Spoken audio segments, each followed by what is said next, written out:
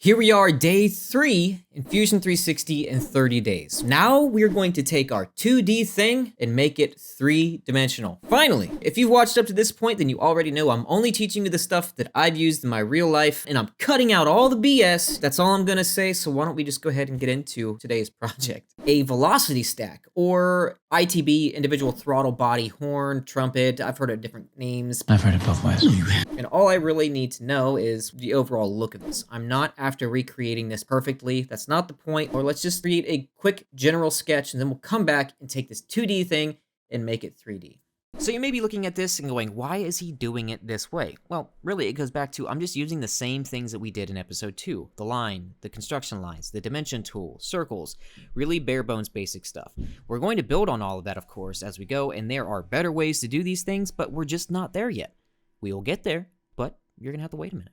Now we have a generic sketch basically using the only things that we saw in episode 2. So now I'm gonna finish this sketch, and when I finish it, notice down here in the timeline, a sketch shows up. In the browser tree, the sketch is there that I can show and hide. We need to bring this 2-dimensional thing into the 3-dimensional world. We're just gonna start off with the basic old extrude, giving it thickness in a direction that we choose.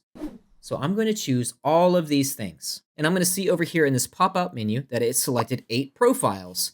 8, but I just created one sketch. Every solid line in a sketch is a profile. So we have 1, 2, 3, 4, 5, 6, 7, 8. And I'm going to drag this arrow up some distance. 5 is good. Don't worry about anything else that's going on over here just yet. And I'm going to click OK.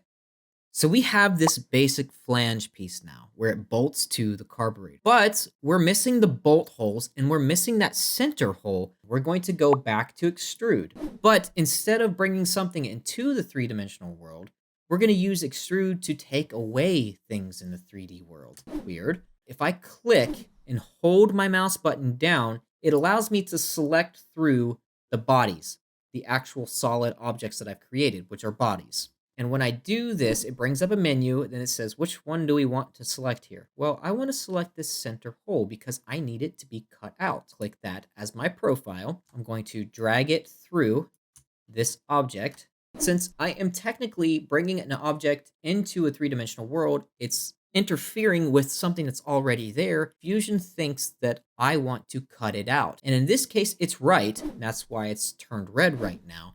But if it wasn't right, and I actually wanted this to be a part of this thing, that's where operations come in. Operations are basically just what I want to do with this extrude function. Do I want to join it? In this case, it would look like this. Do I want to then make a new body, which doesn't look any different? We'll come back to that later. Or do I want to cut it out? And those are really the only 3 things, as far as operations go, that I ever use. That is the right one in this case. So I'm just going to click OK to confirm that. And look, we have now a hole. Let's just do the same thing. Let's go to extrude. I'm going to select this one, select this. But I'm also going to grab the other one, kind of a twofer, and I'm going to drag it through.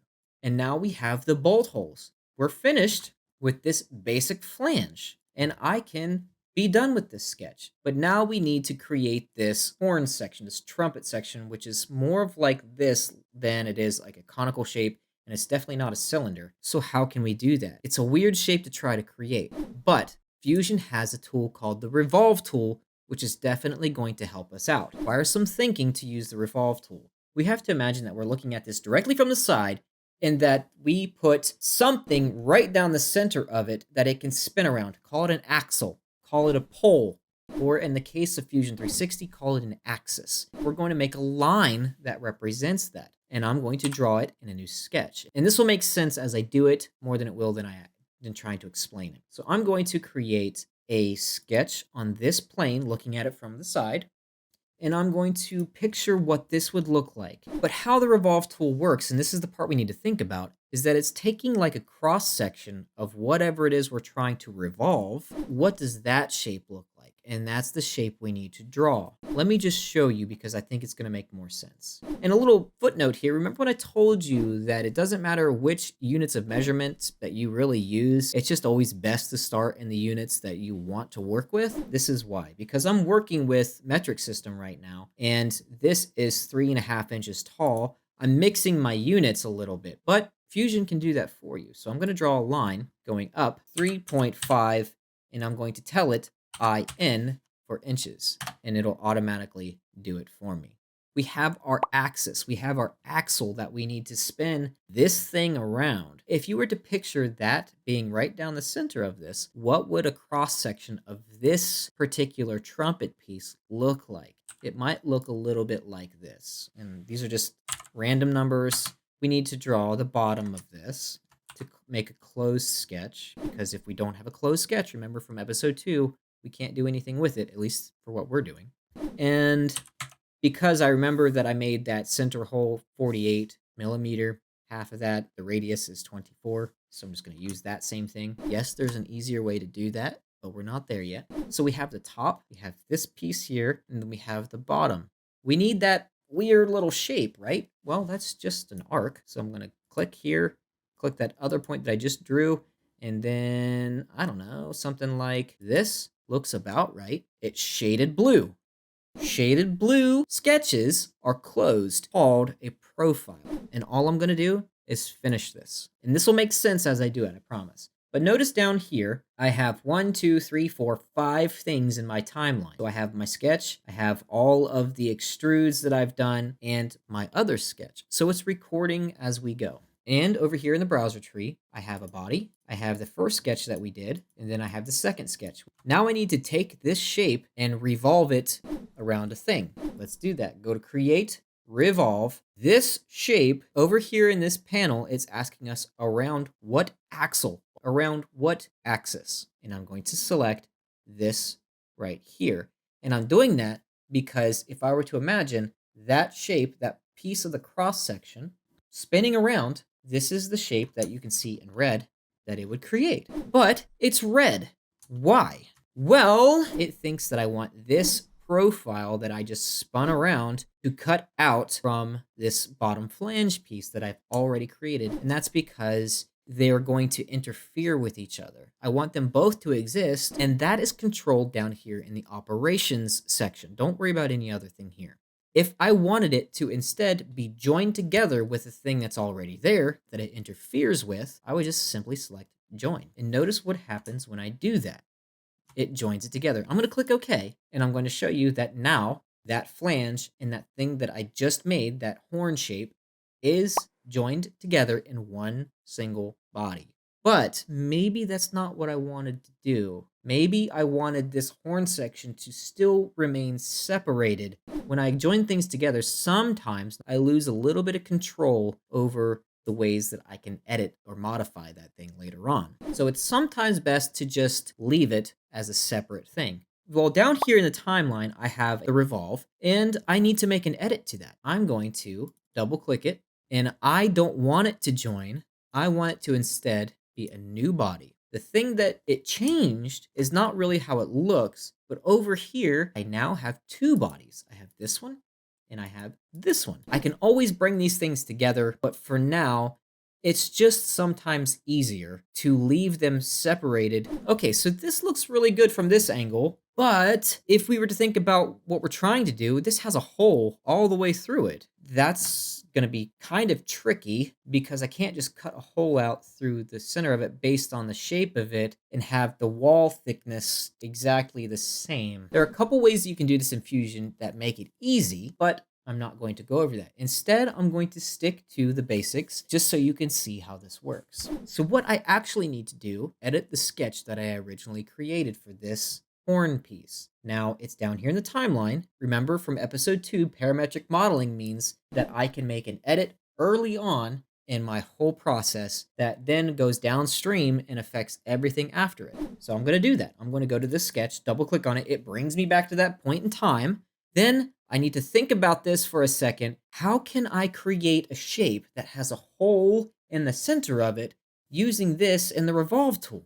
It's not as wild as it sounds. And there's going to be an easier way to do this later on too. Don't worry. But I'm going to stick with just the things from episode 2 to do this.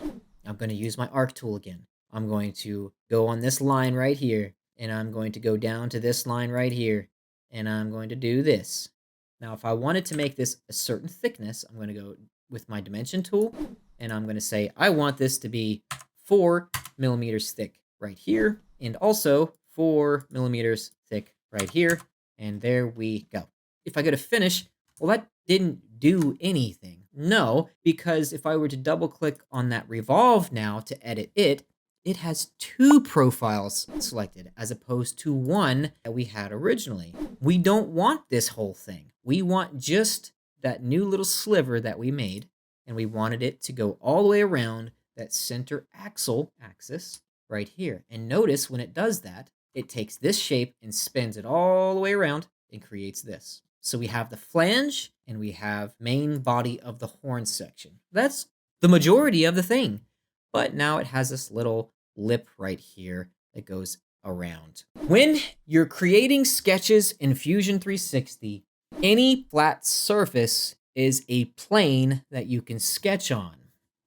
And what I mean, this is flat, and because of that, we can sketch on this. So I'm going to click this, and I'm going to click Create a Sketch. And what it's going to do is it's going to allow me to create a sketch, and you can see it kind of shaded a little bit right here, a little grayed out, saying, well, this is your new plane you can sketch on. And I need to create this little lip right here. And what I'm going to do is go back to my tools that we've used before, and I'm going to create a shape that looks a little bit like it. I don't know, 120 millimeters sounds good. Again, just picking a random number. And believe it or not, that's all I need. Because when you create a sketch on top of something that already exists, it brings those lines into it. So this inner part has its own little profile. This outer part has its own little profile. And now the new thing that we drew has its own profile. What we're going to do is we're going to extrude up from this point to create that little lip. I don't know, 5, let's go 8, just because. And I'm going to leave it as a new body, click OK.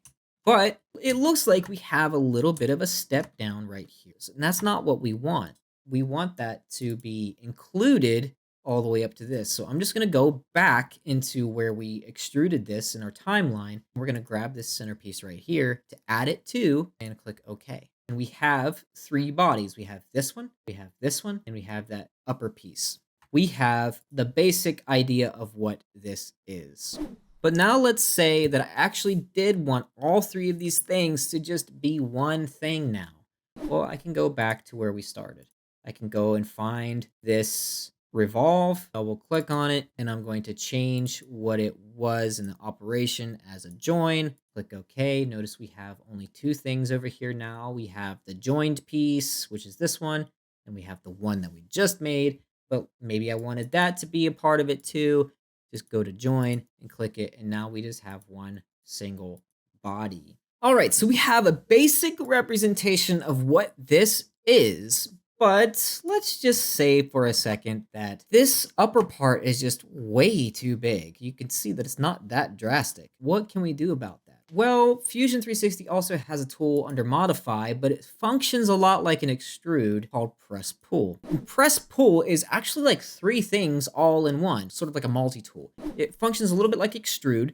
It functions like a fillet tool, which we'll come back to at a later episode. And it also functions like an offset face, which is kind of weird. But anyway, you can use it to then select this thing here and basically just squish it in a little bit.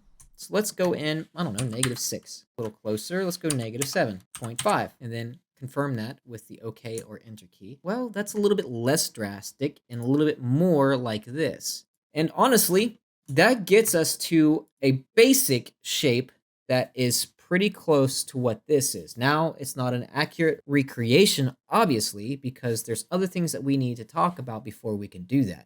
But with just the things that we learned from episode 2 and just the 2 things that we've gone over, extrude and revolve, this is how far we got with a 3D recreation of something. And I'm going to make this look a little bit more like it's supposed to, then we'll come back and we'll wrap this all up.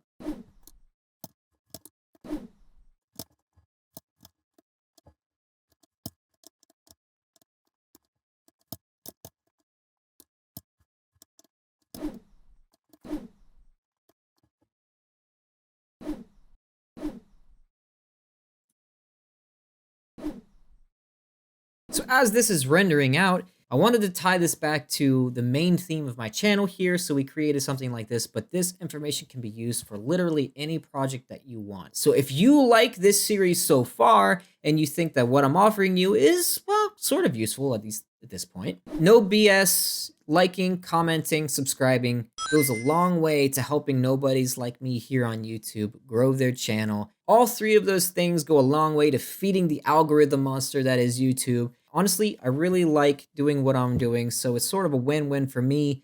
In the next episode, we're going to create a sketch, we're going to go over some extrude things, and then we're going to talk about some of the modifiers. So you don't want to miss that. But until then, well, I'll see you later.